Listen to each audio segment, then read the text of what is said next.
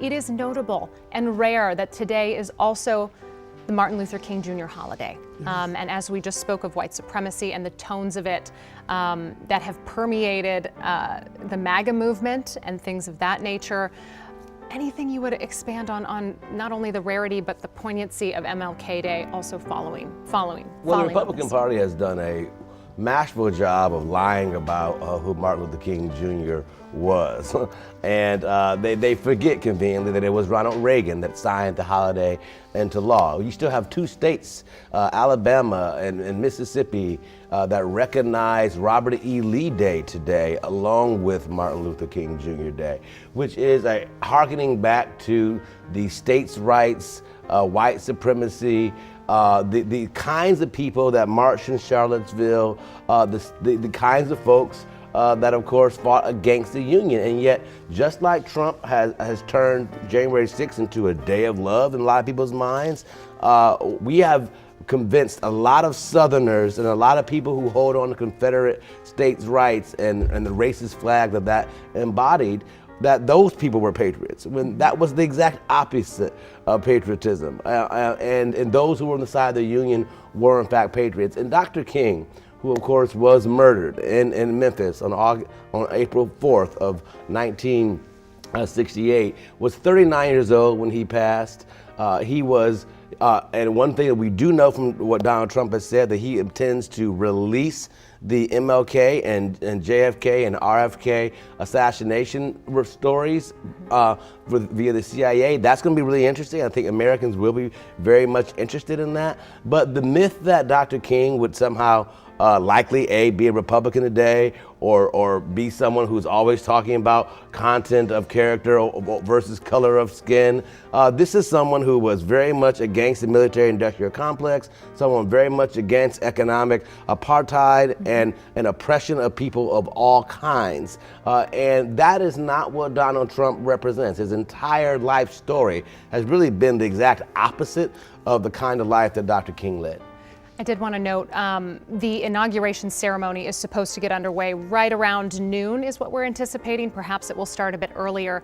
You're getting a look here at the former presidents, former first ladies. You can see Dr. Jill Biden, First Gentleman Doug Emhoff, notably there, the justices of the Supreme Court. You can see the backs of their heads as we do await the swearing-in ceremony for Vice President-elect J.D. Vance and President-elect Donald Trump.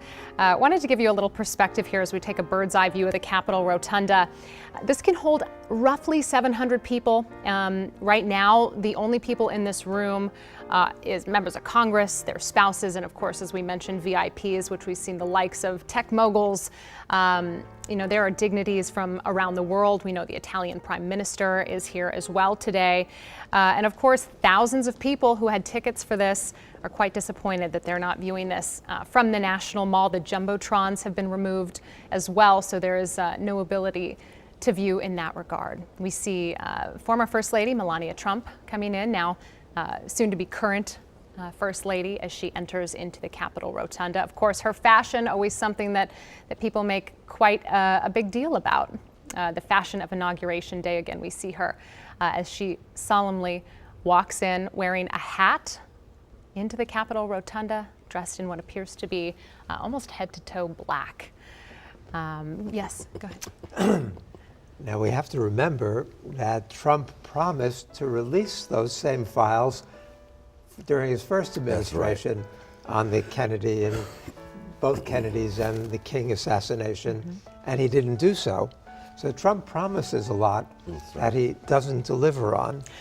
But the Martin Luther King, who we celebrate from the I Have a Dream speech, is not the Martin Luther King who Martin Luther King evolved into later in his life.